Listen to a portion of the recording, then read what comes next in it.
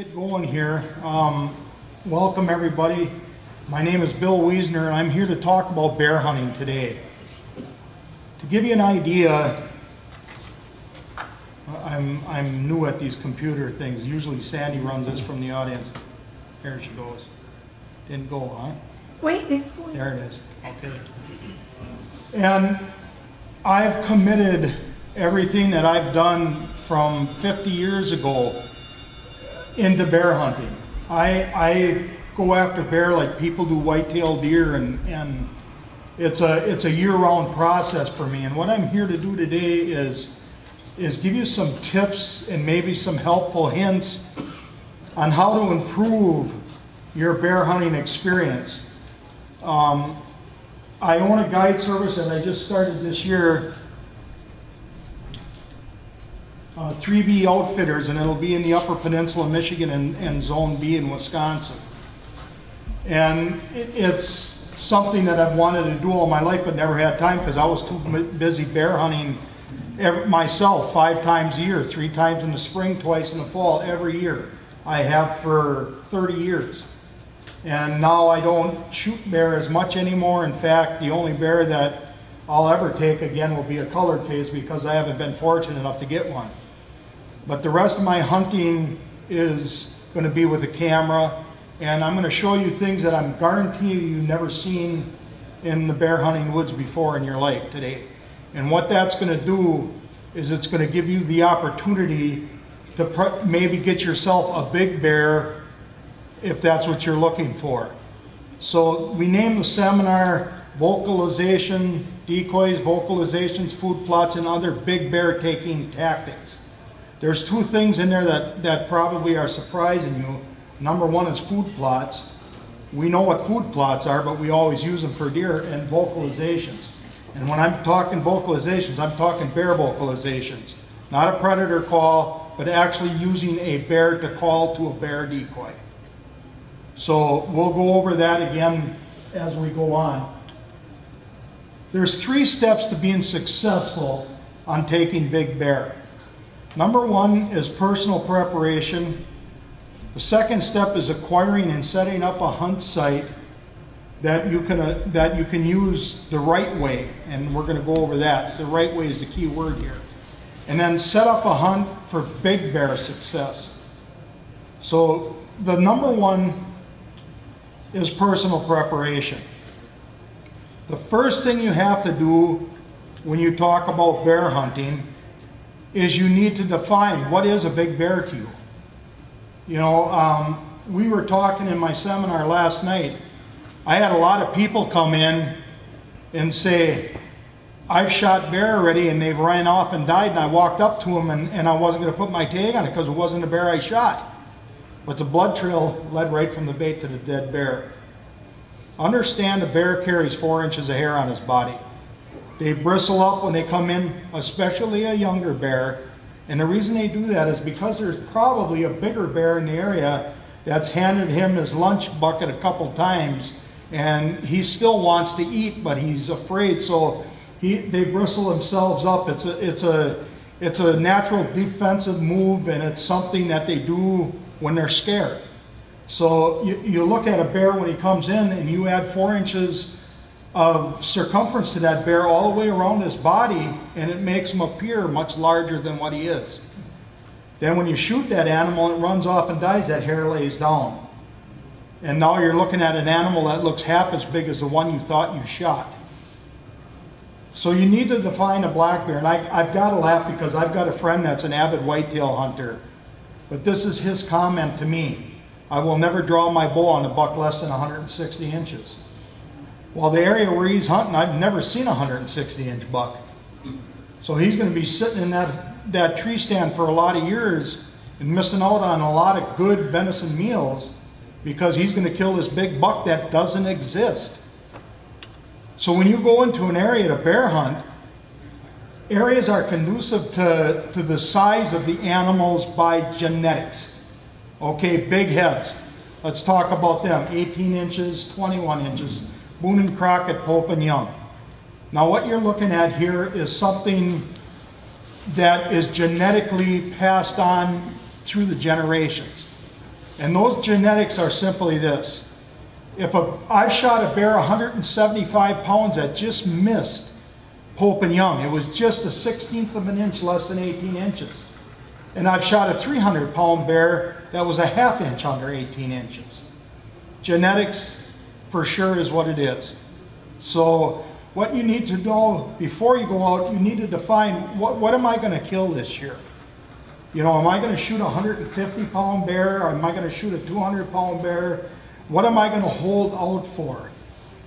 And it's something you've got to tell yourself prior to making plans, because what we're going to go through here today is ways of switching from getting a smaller bear into taking a bigger bear. The sign we look for, the method we use to set up, and we're going to go through all that, because it truly does make a difference. My family, there's 4 of us. There's myself, my wife, and my 2 sons.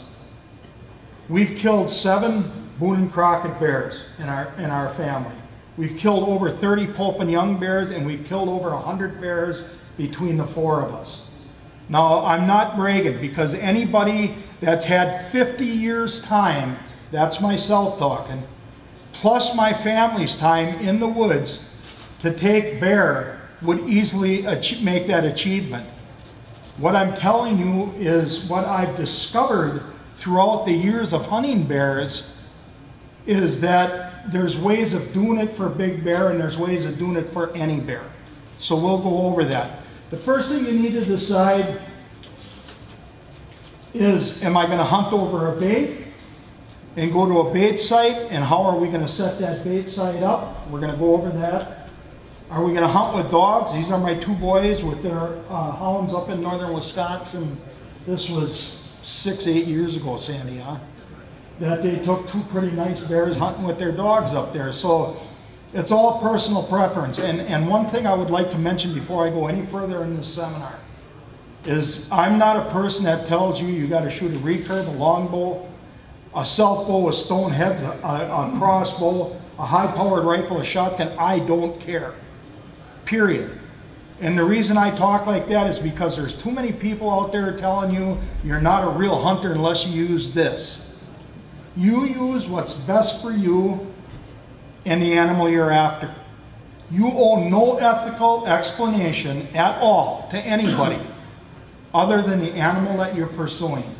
So if it takes you the most technical piece of equipment to kill that bear, that's what you use as an individual, because you're being ethical to that animal. If you want to simplify it and make it more of a challenge, and you've got the time to practice and use the equipment, make it as primitive as you want. But always use what's ethical. Okay, so whatever way you decide to go is what you're going to do. The number one thing that I'm most critical on to any hunter, any cameraman, or anybody that comes in the woods with me is to be clean of all smell, to approach the stand properly, because a bear is the number one animal when it comes to using his nose. His sense of smell, okay, a dog can smell 10 times better than we can. A bloodhound can smell 300 times better than we can. A black bear can smell 7 times better than a bloodhound. So you're playing with an animal's nose here as his strong point, and I'll tell you what's going to happen. If you violate the area of a big bear, game over. He's not going to come in. How many times I've been told, well, we've got pictures on our camera after dark of this 450-pound bear coming, he won't come in during daylight. It's your fault, period. Or whoever's doing the baiting and that, you need to do it properly. You need to make yourself invisible to that animal as much as possible. And I'm going to give you ways to do that. The first thing is you're going to do scent control of your clothing and your personal. This stuff up here, I use a lot of scent lock materials and all these things. This here, to me, is the best stuff on the market because, number one, I'm a cheapskate and it's inexpensive. You dump it in a big tub of water, and you take your favorite hunting suit and you dip it in there a few times, and you shake it out and hang it on the line, and you've got a carbon suit just like the one that you buy from any company for hundreds of dollars, and you can do this to several suits for $10. And it works. I've used it for several years now, and it's awesome. I use a lot of the old Arm & Hammer baking soda.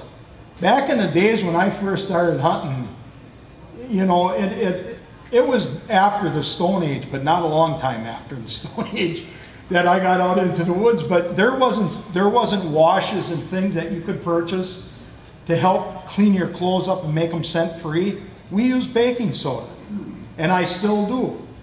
And if you're using the washes and the scent control stuff that you buy that's commercially made, by all means, continue to use it. All I'm showing you here is that you need to cover that suit, wash it, and then protect it with some type of carbon material for your scent purposes. After I'm done, I take a bag full of needle. There's a guy that manufactures this little vented Ziploc bag here. How awesome a deal is that? I used to take my hunting clothes, stuff them in a tub, fill it up with pine branches, and then a month later I'd pull it out to put it on, and there's stuff all over the floor because it's busted up into a million pieces. I put the suit on, and there's little needles jabbing me everywhere. You know, no more. This thing breathes, but it breathes the scent of what's in the bag. And then, of course, is spraying down to get ready to go out on your hunt. One more thing I would like to mention is the ozone machines. This one here is one that goes right into a box with a tube. You turn it on, and you lightly pack your clothes in there. You don't stuff them down tight, and it eliminates any scent that's in your hunting clothing. This isn't one of the products that you take out in the woods and hang in your stand. The best hunt I've ever been on in my life is up in northern Saskatchewan, where scent control was really, really tough because I was set up in a ground blind 5 feet from the bait. It's the only place we could put a blind. And this is what happened. I gotta see if I can do this right. And I gotta do that, then I gotta.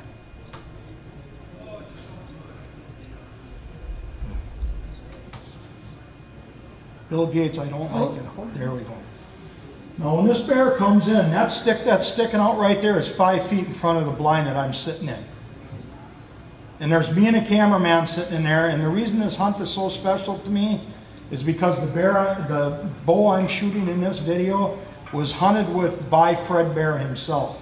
And I got that bow through a guy that manufactured limbs up in northern Michigan. And his limb building business, he used to be an employee of Bear Archery when it was in Grayling, Michigan. His name was Dennis Patton. He gave me that bow because Fred Bear was left-handed. And he worked for Fred Bear for years, and I'm left-handed. So, you know, I shot the one bear with it, and it got put away because you don't know what's going to happen to it, and I certainly don't want anything to happen to it because it's kind of a special deal. So after we get our clothes cleaned up and get everything done, oh, wait a minute. There. We've got to decide how we're going to hunt. What are we going to use?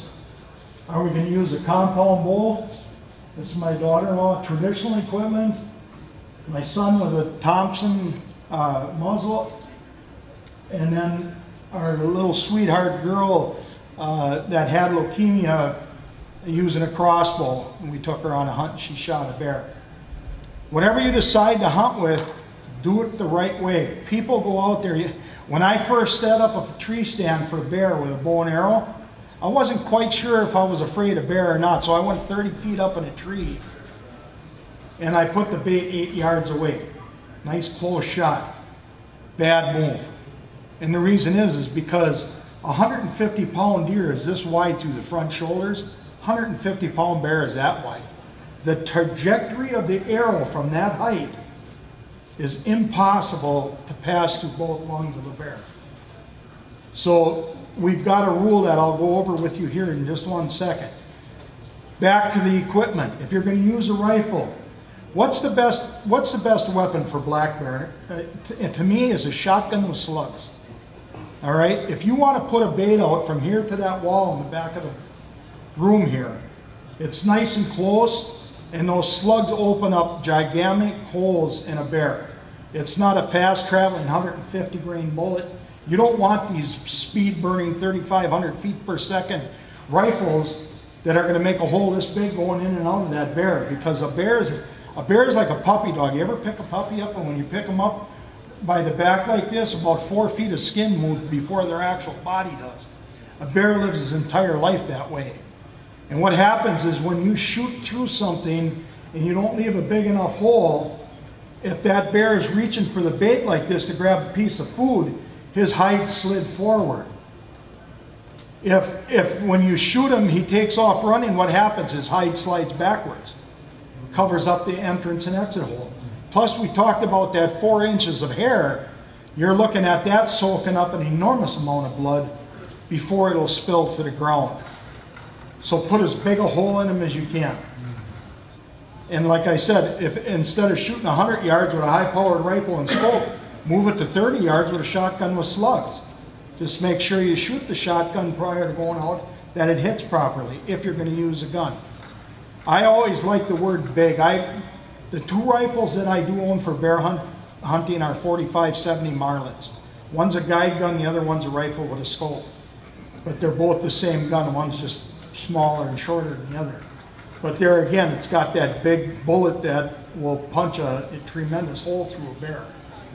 Excuse me, and that's the way you want to go with that. So always be sensible. And here's another thing. How many bow hunters we got in here? Good number of them. If you're hunting with a bow, don't think you've got to change to some gargantuan broadhead that cuts a bear totally in half when it hits, or a 100-pound bow that you take you and 3 kids to pull back because you're hunting this big, ferocious, deadly animal, the black bear. Don't do that. And the reason I'm telling you this is because you need to shoot the same equipment that you hunt white-tailed deer with. The same broadheads, the same bow, the same poundage. To be truthful with you, a black bear is easier to shoot through with an arrow than what a white-tailed deer is, because they're a soft-tissued animal, unless you hit the shoulder blade. But then I don't care what you're shooting as far as archery equipment, you're done. But do this. Practice with your regular bow.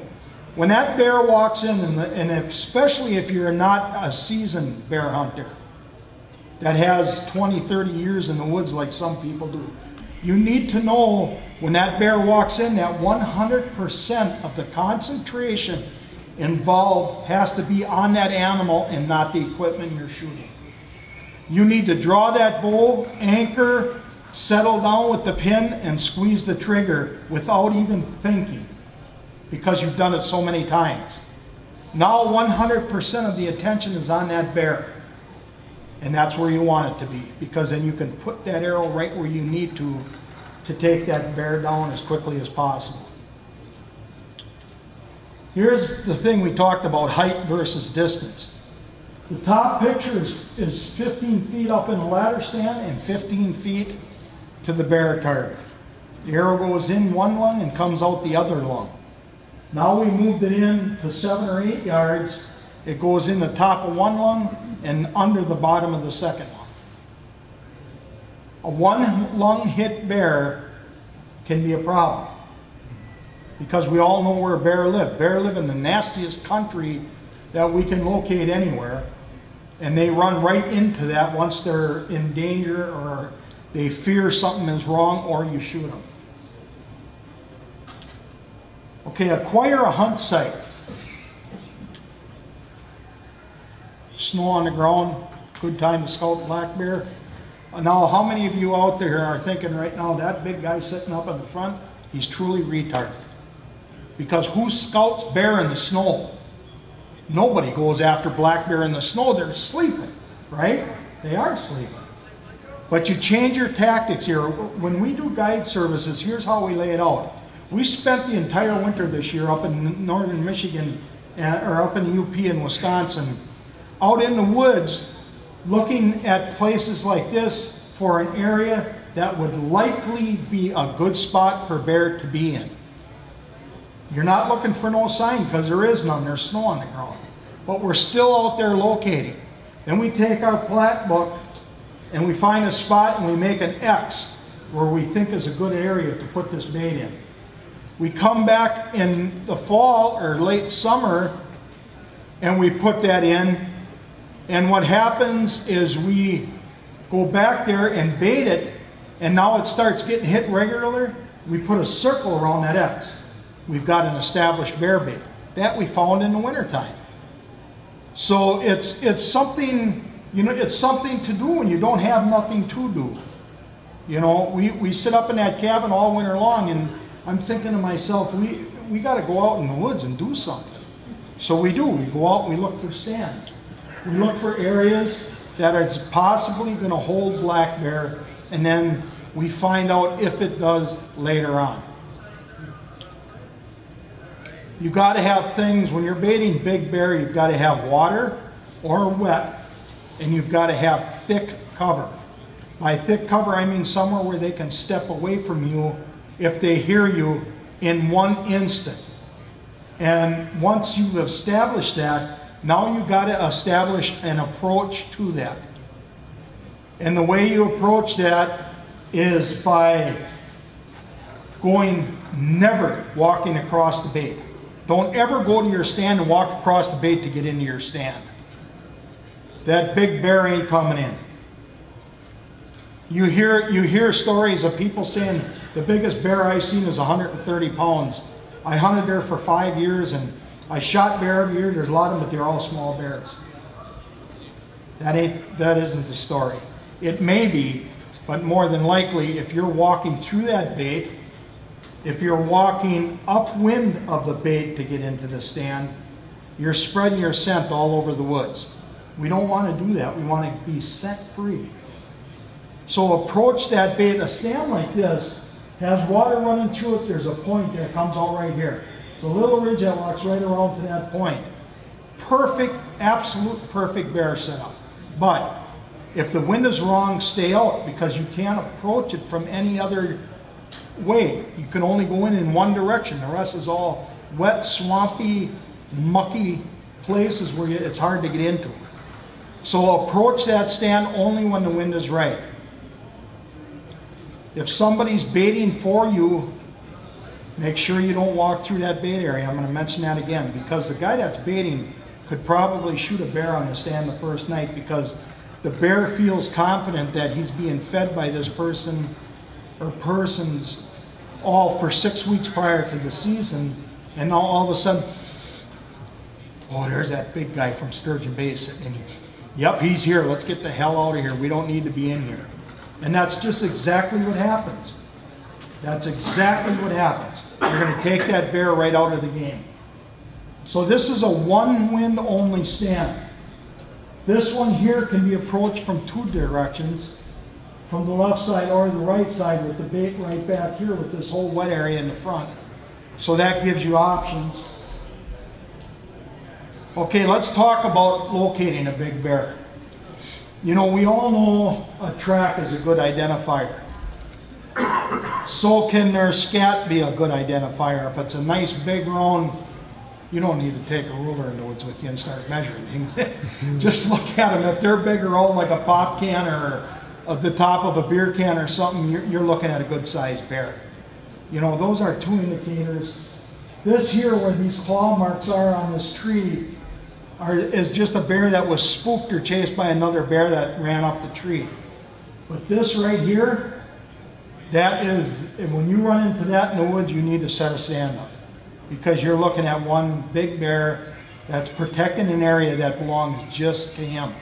And I'm going to show you the actual kill of this bear that made this marking here shortly in the seminar. Here's my daughter-in-law and my wife, right where I just showed you where that marking is. There was one bear on that bait. There was a runway coming in, and there was a runway going out. There was only one size scat in there, and we knew it was a nice big bear. We did not have a trail camera up on that bait, but we could tell by the size of the print that it was a good bear. And after hunting there for 2 nights, we found out it was a really nice bear. So you need to locate big bear areas. And you're not going to always find one of these. I've maybe seen a dozen of those in 50 years of bear hunting.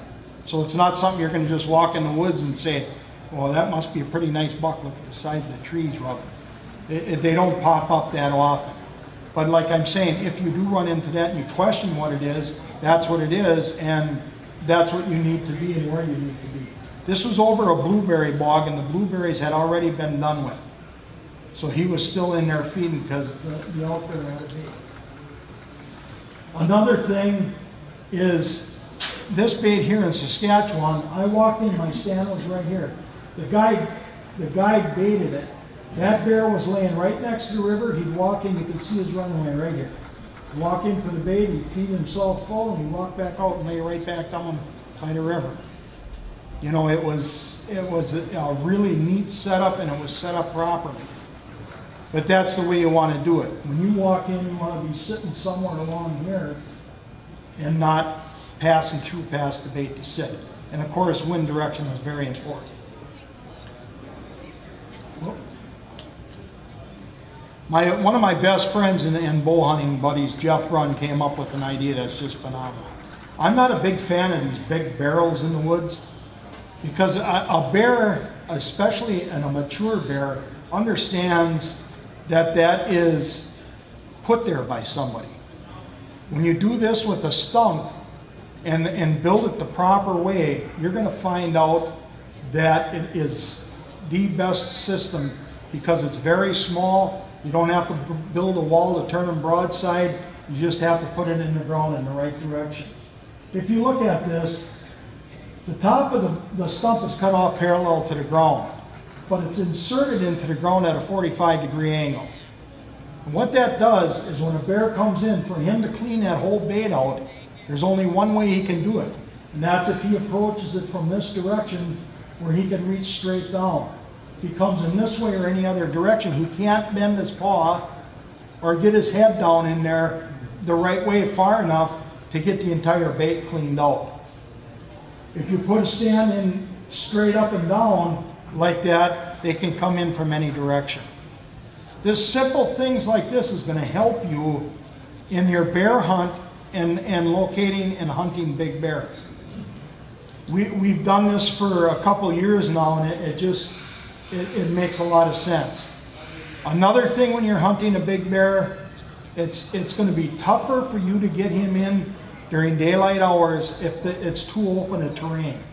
Sandy's first Boone and Crockett bear, I'm going to show you her kill here in just a minute, happened when we went up there. The bait was set out on a ridge where you could see probably 80, 100 yards in any direction. We moved it probably 200 yards into a thicket, and she killed that bear the second night. This is it here. If I can get this thing fired up, let's see what we can do here.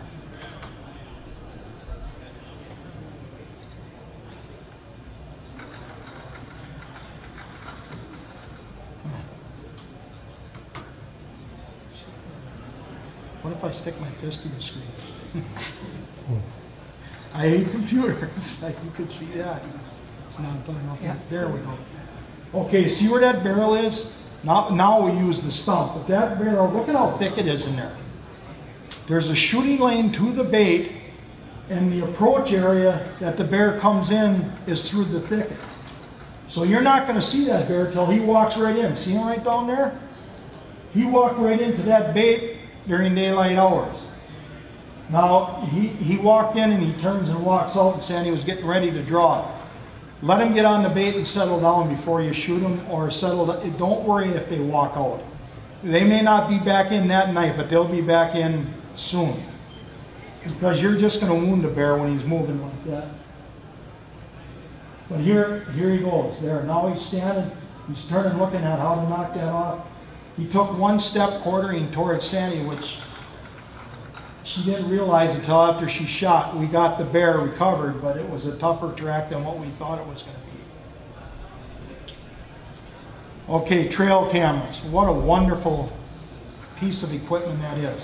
And do bears love to eat them things? I don't know if they hear them or see them or what's going on. But there's a gentleman here, and he sells these metal boxes that strap over your trail camera so a bear can't destroy it. And he makes it for every brand of camera on the market, and he does handle a number of different brands of cameras.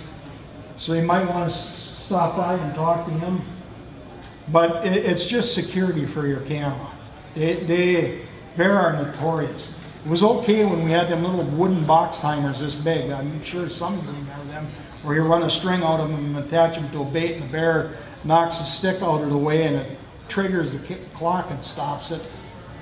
So for 4 nights in a row, you sit there and watch the bear click that off at 4 o'clock in the afternoon. So you get there out there at 3 o'clock. At 4 o'clock, a chipmunk comes down a tree and tries to tight walk the string back to the bait, and he trips it. So that wasn't a foolproof system. It did work to some degree, but it was not a foolproof system. Okay, setting up a bait site. You know, here's how we do it with the stumps. We either sand the bait or rake an area around the bait, then we sprinkle grease on that area, set our cameras up. And what that does with that grease is when a bear walks into a bait, they got hair follicles that come out the bottom of their pads. When they step in there, they're going to saturate them hair follicles with grease. And when they leave, when they're done eating, they're taking the scent of that bait and they're distributing it to a much larger area than what you can by setting up the bait. So you've got a scent that's traveling a further distance courtesy of the bear that's coming to the bait versus, you know, just putting it up in the stand. The one thing I do each and every time, and don't spare no expense on it, is an attractant scent. These gentlemen are here this weekend. They're good people and they make a quality product. And here's what the attractant scent is and how it works. When you first put out a bait, you spray everything down with something that there's a number of different scents. Mine just favorite one just happens to be anise. But you spray the whole area down with this. Okay, now that travels further than what the scent of a covered bait does, or grease. So you take this scent, you spray the area down. And then when you're done, you go back 2 days later, you take the scent in there and you spray it again. And the guy says to me, well, once the bear finds the bait, you don't have to spray it, do you? Yeah, you do. And the reason being is because what happens is that bear comes into that bait and he smells that scent. Then when you go back there the next time you spray it again, you're refreshing that smell. By refreshing the smell on that bait, what happens? That bear is laying there. Ooh, my food is here.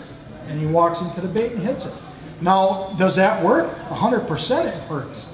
I mean, it's something that is, people refuse sometimes to do things that are economically wrong, if I can use that as a correct terminology. But to buy a couple bottles of this scent after investing gas and money and everything into your bait site, why wouldn't you use something that's such a good aid as what a scent attractant is? So I would highly suggest, anybody in here got a bear tag for this year? Walk right out of this seminar and head right to their booth and get some scent. Serious. It's the best thing you can get. And the reason being is because it's going to bring bear to your bait. Guy says to me, well, I hunt in Canada. What happens if I go up to Canada and I start spraying the scent all over the bait after he's been baiting and not using it? You call the outfitter up and ask him if you can send him through the mail a bottle or two of scent for your bait, and if he would please spray the bait down with it. If he says no, the answer is no. But if he says yes, he's going to be calling you for more scent. Where'd you get that stuff? I want it for all my baits. I've seen that happen 100 times already with these attractant scents. I brought them up into Canada, down south, out west, everywhere I've ever hunted. I brought this stuff with me or sent it out to them. I believe in it. It's something that is a good product, and that a scent attractant does bring bear into it takes the first step, which is the hardest step of anything that's involved in bear hunting, and that's getting that bear to come to that bait. And if you're spraying it in the middle of the afternoon or early afternoon, and he starts smelling that, you're going to bring that bear in before dark. And that's what you want to do. But you should do it ahead of time so you get there, so he knows. Yep, for sure. Okay, step 3, and this is the fun part of bear hunting,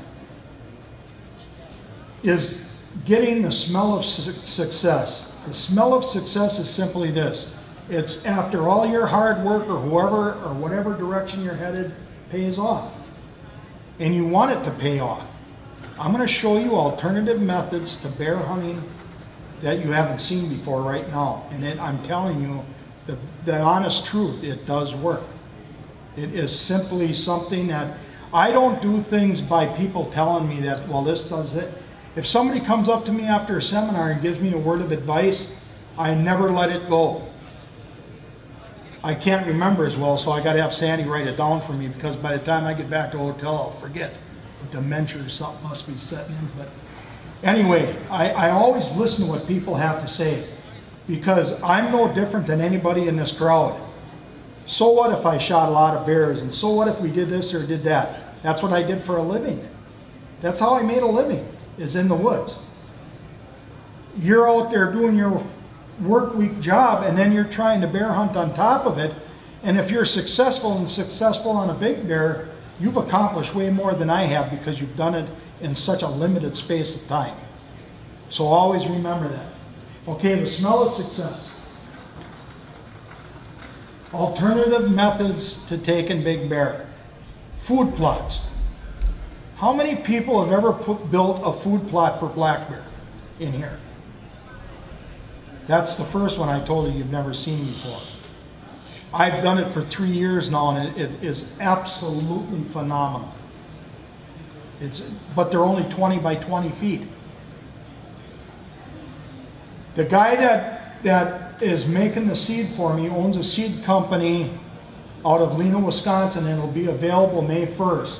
You can go on the internet, and it's Horny Seed, or Horny Buck Seed Company is the name of it, out of Lena, Wisconsin. And it's a mixture of turnips, brassica, and clover. And those 3 things, bear just love it. They just love it. But you want to get it in the last week of May or the first part of June. And again, I'll show you where to put it and how. And then the second one is using bear vocalizations. Not predator calls, but actual bear vocalizations with a bear decoy to bring a bear into the bait. Or even calling without a bait or nothing. We're going to go over that, and I'll try to get as much of that in detail as I can for the limited amount of time that we have. Okay, this is planting the food plot. The first thing I told this guy from the seed company, I need something where all you got to do is bust the ground and distribute the seed. I'm not going to be carrying a rototiller 2 miles into a swamp to try to make a 20 by... But look what's behind me, and it's all the way around me actually. Look at how thick it is. I found this little opening, put the bear bait right dead center in the middle of it, and planted the food plot around it. That's the food plot during bear season when it came up. Them bear just love to eat that stuff. They thrive it. And you know how I stumbled onto this? I'm not a genius by any means. In fact, I got about 20 teachers through the years that'll verify that. This is something that's a problem to people that are deer hunters. They're putting these food plots in. They come to me and say, what would you do to get a bear off of one of our deer food plots? They come in there, the deer won't come in. Here's an example of it. Here's a big bull bear, and he's a big guy laying right down in the food plot, just garbaging down this clover and stuff. And this is a big deer food plot. This isn't a bear food plot. So the light went on, and I started talking to these people. that have been seen bear on their food plots, how many bear come in there? What are you planting? So I approached this Doug Kostreva from the seed company. Oh yeah, he said, we've got all that stuff, we can make that for you. So I mean, all you got to do is break the ground up, sprinkle it on the ground, throw a little fertilizer on it, and up she comes. If you want to take it a step further, you can use a little sample bottle that they have in there, put some dirt in that, wrap it up, and send it in with 15 bucks, and they'll tell you if you need to do anything to the soil. In most cases, you don't, because it's not farmland. It's down in a swamp somewhere, like you've seen, next to a thicket. Okay, there's a decoy, and this is bear calling 101. This is the funnest thing to do in all of bear hunting. I was told by a guy 20 years ago that a bear makes 17 different vocalizations. So that's telling me bear are vocal animals. And then I started hearing different things. When I went in on these bear hunts up in Canada in the spring and stuff, I heard these sounds. The first time I heard a sow in heat moan, I thought a bear was back in the woods hurt. I thought something was wrong with it, the way it was moaning back there, but that's not what it was.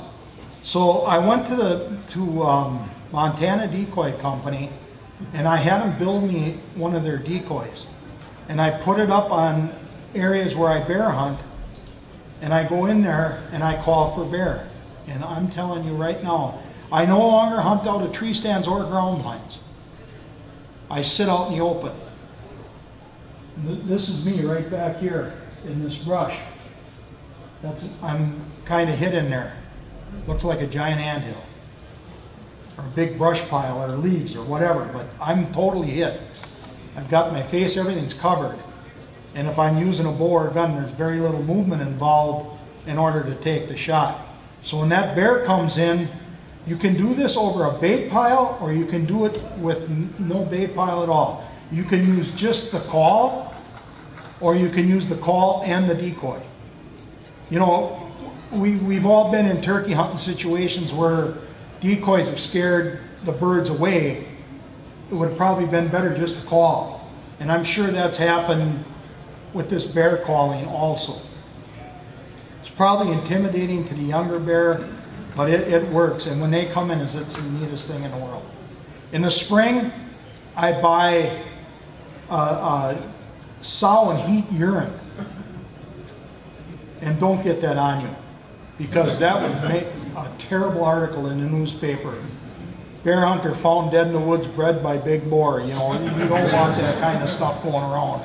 It kind of ruins the image. So what you want to do is get these little containers that have cotton things in them and a rubber seal.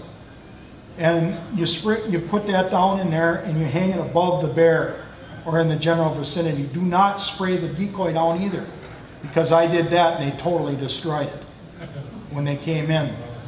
But I believe in this 100%. I think it is absolutely one of the biggest steps in people taking big bear that there is.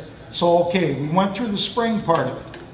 And what we use, I've got these calls here if anybody's interested in them. This is a two-way call. And it does the sow in heat moan, and it does the challenge that we use during the fall season. But a sow and heat moan is kind of a sickening sounding moan that goes something like this. It starts out, it goes high, and it goes back down low again.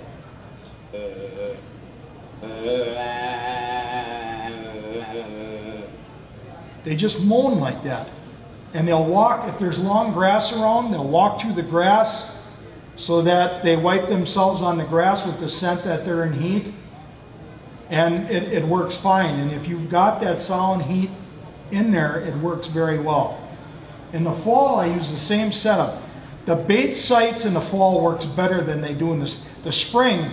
When I leave here, I'm going to go home and do a few chores around the house and head back up north to the cabin, because I want to get back up there and start on some food plots in early May and mid-May, and I want to do the calling once, you know, the sows come in heat. In Wisconsin, it's legal to start baiting bear in April, so there's no reason you can't enjoy this with camera equipment. You know, just be careful. I'm telling you right up front. I always take somebody with me if I can. Most of the time I do, because you got to have 360-degree visual on these bears when they start to approach, especially a female. If they see something that isn't right, they might get aggressive. So you got to be careful with it. It isn't something. In the fall, what I like to do is set this decoy over a bait. And when I set it over the top of a bait, I challenge the bear that's in the area. Especially if I find a bait where there's a good bear coming in and I think I might want to shoot. A male bear will go, and what that is a challenge. They'll come in and they're letting everybody in the area know, get out of here, this is my spot. So if he's out there and you got the decoy up and you do that back at him, he'll be there. He's going to check it out. And again, you use the same call and it goes something like this.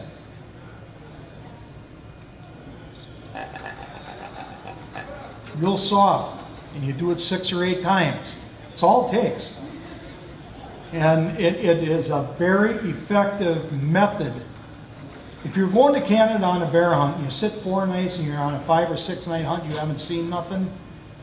If you have this along with your at least a call, just ask the outfitter, would you mind tonight if I called to see if I can attract a bear in? If it's in the spring, you use the sow and heat, which is much more effective than the male challenge call. But the male challenge call also works well too. So either one of them is good. And then another one I use is the fawn in distress. And again, you can look at these decoys after the seminar. It's the same company, they make little fawns. And one of the biggest predators to our fawn population is the black bear. They kill fawns like crazy, and if they hear a fawn squealing looking for its mother or hurt or whatever during the time that they're still young enough, like if you find a fall hunt that starts in August, like up in Ontario, you know, through the end of the month or whatever, this is the effective call. But again, please use extreme caution, because it's not something that you just readily do. Because them bear come in very aggressive. They hear that squealing and fawning. It's very similar to a predator call or anything like that. It's going to sound very similar to that. But it does work. But again, I'm telling you right up front, make sure you got somebody with you. Make sure you got a good pair of tennis shoes on, and make sure you can run faster than he can or she can. I can't no more. I can't outrun nothing. So I'm going to lose in this situation. Okay, where you seen that mark on the tree, this is the bear that was taken off of it. How about that bear spray repellent? What's that? How about that bear spray repellent if there's a situation? I usually mess my pants and that scares them enough. I'm sorry, I've never used the bear repellent, but I don't think that's a bad idea. I physically got ran over by a bear last year calling, and that's the honest to God truth. But here's what really happened. The bear didn't come after me and run me over. I was sitting in my leafy suit, and I was calling, and he came up to the decoy and got a nose full of that sow and heat scent.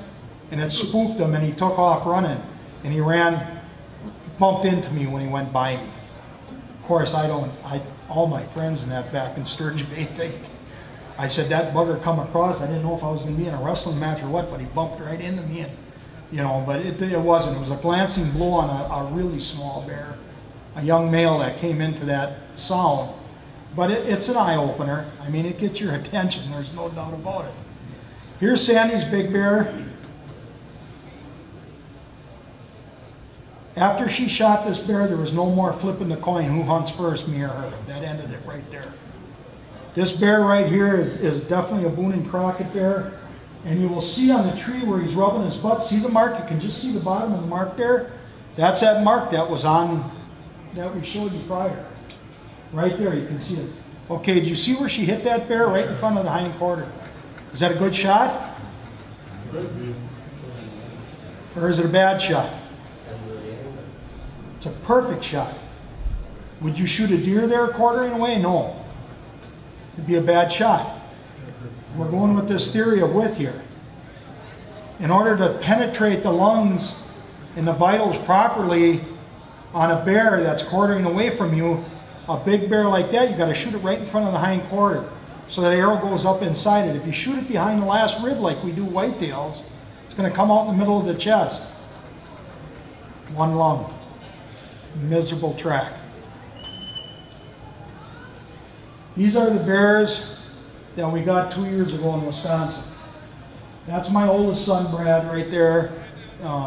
We all got tags the same season, or the same year up there. So that's a female, and it was she was dry. She came in alone. It's a nice sized bear, but we did get two. This bear right here is number 5 in the books right now. And my youngest son, Brian, right here, killed him. He's 22 and 4/16 the skull measure. And it's a big bear situation, and it was a good one. The bear weighed 512 pounds. And that's kind of how we go by things. And I'm glad we do, because the day after he shot that's Sandy's first Boone and Crockett bear right there. That bear dressed 475. So she got that big one we just seen plus this one. It was starting to become an intimidating experience for me. I told her, if you do that one more time, you're going to be doing the seminars. There's the one I shot in Wisconsin. Wow. It was 4 pounds bigger than my son's. And 6 pounds bigger than Sandy's biggest bear. But what happened here, this was really a special hunt to me. My father, that's his 3006 there. And I always promised to take him on a bear hunt, and it never happened. He got sick and we lost him. So when I told my whole family, when I draw my next Wisconsin tag, I'm taking Dad's rifle and I'm going to plug a bear. And I'll be perfectly honest with you. This is a big bear experience that was meant to happen because of my dad, not because of my hunting ability. If a 150-pound bear would have walked in first that night, guess what? He'd have been eating 180 grains of 3006 bullet. But this one came in first, so I was for it. We knew he was there. We knew he was in the area because we seen his tracks and stuff. He was hitting 2 different baits, but fortunately he just come in by me and we got the job done. Okay, we got any questions or answers? Yes? If you see a bear that's hesitant to go to the bait pile, is there a way to persuade him to go into? You know, a lot of times I've seen that, and in most cases what that represents is the bear is not the big bear that's coming to that bait. Because last year I went to Canada, I saw it was a big bear. I saw its head pop up, but then he disappeared. I'd never seen him. I don't know. Did he ever come back again? I don't think he came by again. Then he made you somehow. You got a nose full or something happened there? I was wondering if I had a call, could I call him? Absolutely, that call would work. At that point, what do you have to lose? You know, you've got nothing to lose there. That bear is going to leave and not come back. But if he thinks there's another bear in there that wants to play games with him, he's going to go after it. He's going to make sure that happens. Any other questions? Yes. The stump that you use, how big diameter and how long? Well, it don't really matter, but we like to get them probably 2 feet and then hollow about 1 foot or so we can get enough bait into it. But that would be basic. I'm fortunate that way because my sons run charter boats in the summer, and in the winter they're loggers. They own their own logging business. So when they hit them trees like that, they just cut some chunks off for me. But yes, that works absolutely fantastic. Any other questions? You got her all down pat? If you do have any questions, I've got another seminar in here, I think in about an hour or so. I'll just be sitting out in the area out there. I do have these calls for sale if anybody's interested in one. And if you have any other questions, visit our friends at Northwoods, get some of their scent for your bear hunt this year, and make sure that you get in that bear woods and spend some time out there, because folks, there's nothing better than that. That's the ultimate. Okay, thank you very much, and I was glad to talk to you.